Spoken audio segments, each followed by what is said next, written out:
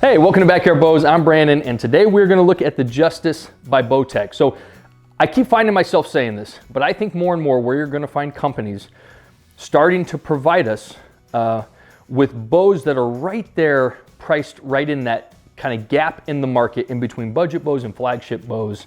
We saw it with Prime. They produced the Ronin this year.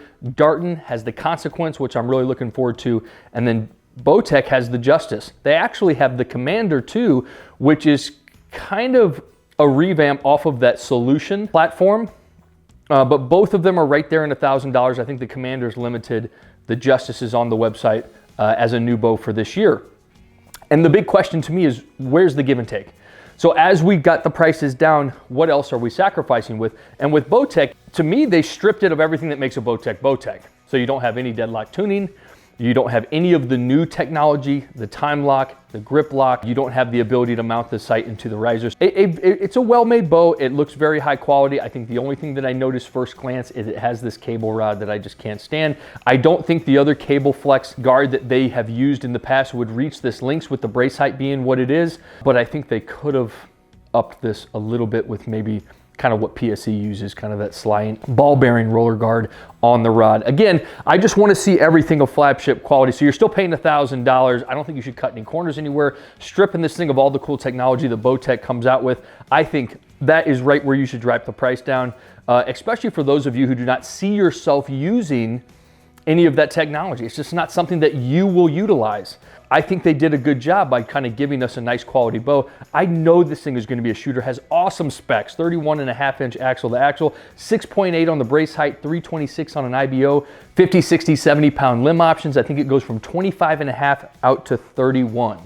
The quality on this, let's start with the riser. The quality is very nice. Okay, again, you don't see any of the technology that's been on some of these Bowtechs lately. You got the orbit dampeners, only a couple positions to place them in, kind of fewer options there. I love the shape, feel, look of this riser. And then you have the one thing that they did include is the deadlock, the limb pockets. Very nice limb pockets. I love the way they sit back on those limbs, nice and solid. And then you have these cams that are gonna rotate. You have those 3 hardware nut and washers that rotate from that 25.5 out to 31 half-inch increments all on here. You have that string stop, top and bottom that you can rotate with that cam. Man, I mean, this thing to me, the specs, and we're just gonna start shooting. Today's gonna be a little bit quicker. The specs, man, it's gonna be hard to beat these specs. These are really, really nice specs. We'll do our single shot assessment. We'll go outside and shoot some of that freestyle course, and then we'll come back in, give it that speed test, and put a grade together. So if I was to guess, I would say this is going to have that signature Bowtech feel, especially with the brace height being what it is. But man, the way the bow, right from the beginning, the first thing I noticed, especially after I dressed it up, it just has a nice balance. Some people like that forward lean after, kind of that follow through after shot. Some people don't. Man, so to me, it's like a little bit stiffer Core SS. Really nice, okay, real linear. And the pole's really, really nice. It's a little stiff, so it's just a little bit harder to get back. 70 feels like 70.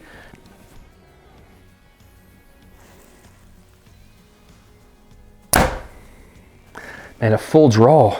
This thing sets up really nice. It balances really, really nice. There is something about that long, you know, people don't realize it, but that longer brace height, axle to axle ratio is like the biggest factor in like every aspect of a bow.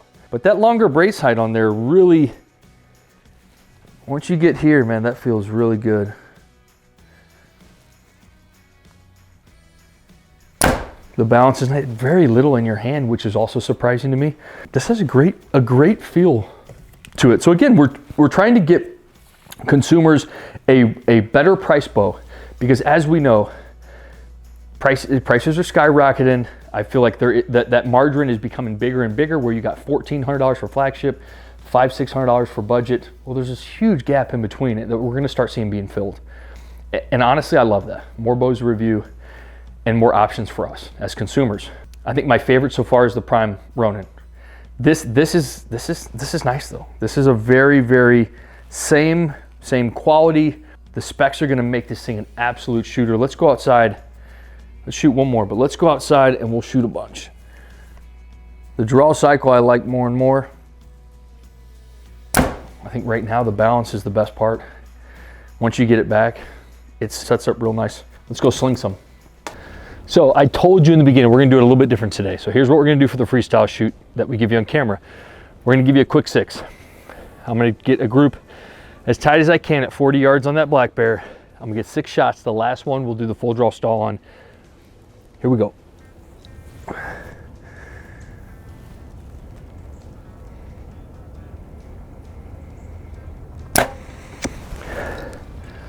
It's a good start.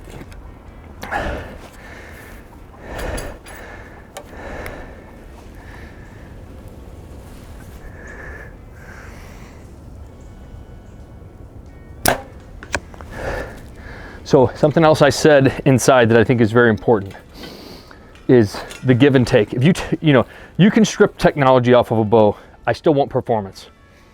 So it's like if you're gonna give me a lower price bow, flagship quality, take all the technology off, all the new innovative stuff that you feel like you're charging for with the other bows, that's fine. I just want you to give something that performs well. And that's kind of the give and take I'm okay with. If you're not somebody who's going to utilize the technology, it doesn't have to be on there. Then you can save yourself a couple $100. So I think it's a fair give and take. When you start sacrificing in performance,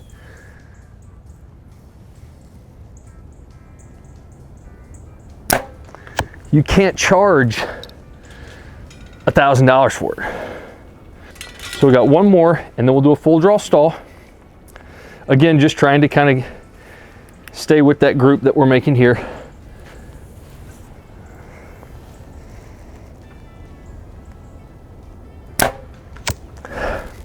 All right, 60 seconds.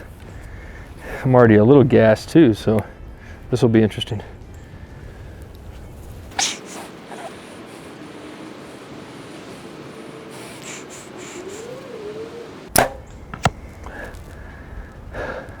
So a little strenuous towards the end. You guys know me, I can't finish on that one. I never can finish on a full draw stall. I'm gonna thread one more before I stop. And then we'll go inside. We'll do a speed test. Still give it a grade. There we go. Personally, performance-wise, I love it. I love the hold. It's a little on the slow side, okay? I think as we see, let's say we do the 440 grain arrow, I think those will get some good speed, so you gotta bump that speed down. You can always mess and kind of tinker with that arrow, to kind of get the speeds where you want. But performance-wise, quality, I think you're getting your money's worth, okay? And that's kind of based on the range that we're at. $1,000 is still for hard to me to say that you're getting your money's worth. But comparatively, the Justice is a nice one. I didn't know what to expect with this one. It was intriguing to me, so that's why we're doing it. So personally, I always like to be, within a finger, kind of one hand. And I think that's a good start. This one, the last one, even though it's a very well-placed shot, that was kind of not in the group. And then the full draw stall either, so. But I think for the first shots at 40, it's pretty good. All right, so we do all of our speed tests the same. 30-inch draw, 70 pounds, or as close as we can get it, depending on the bow, with a 500 grain arrow. So a 300 spine full metal jacket right at 500 grains. 326 on the IBO. That's 262. Okay, so I think an honest IBO kind of speed that we're getting. I know some of you are going to say that's slow. From field experience, it's fast enough. 266. So we're just going to go 6 out of 10. Now we're gonna do a couple different variations of arrows just to give some, give you guys some more feedback. We got a 440 grain arrow. This is a 400 spine full metal jacket. That's 278, right where we want to be. Now let's go a 560 grain arrow.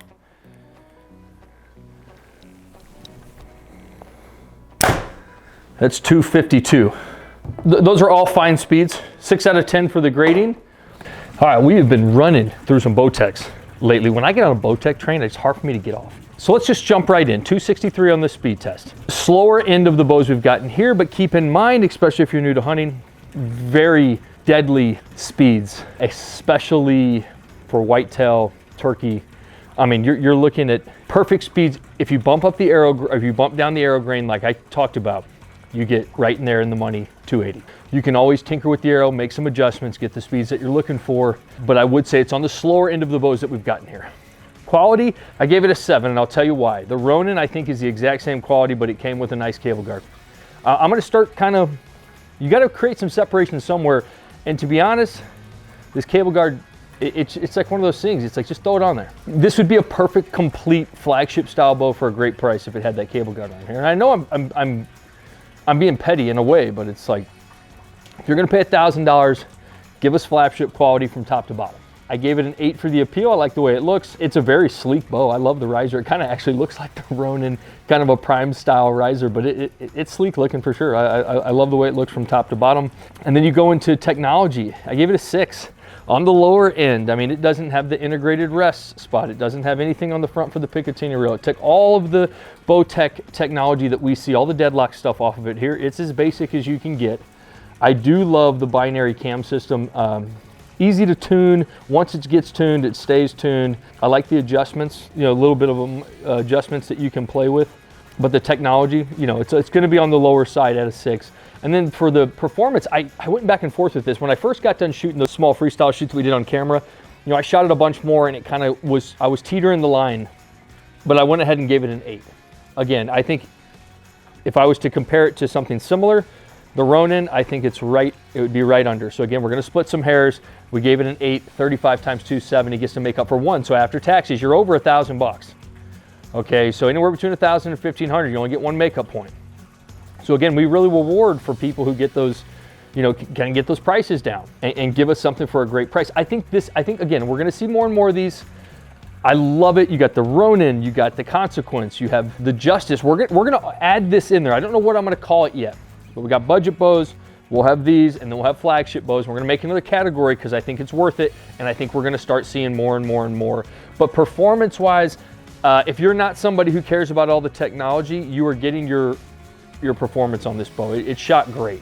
Right from the beginning, the draw cycle smoothed out a whole bunch throughout the day. The hold stayed really nice. The longer it got in like the 60-second draw, the harder it got, you know, which was kind of surprising for a longer brace height bow. I thought it would sit a little bit better for longer, but it kind of, you know, it was a struggle towards the end. But for that first 10 seconds, this thing is crisp. I love all the bows because I had an assumption about this one too, just looking online. I love getting them in-house because then you can really see where they do cut corners and what's on them and what's not, and why they are given to us for a better price. And I would say all around, I think the trade-off for the technology, for the performance of the bow, I think it's fine. I think, you know, you get a nice price break, you know, $300-400 price break for all that technology being taken off here, and you still get a really nice high-quality Bowtech bow that performs very well. So hopefully you found something in this bow review that was helpful to you. Make sure you don't buy a bow off a single bow review. Go out and shoot a whole bunch. I promise you one will stick out more than others. Each one of us is different. Find something that fits you best, that is comfortable to you. That comfortability will down the line translate into consistency. Good luck buying your next bow. We'll see you next time.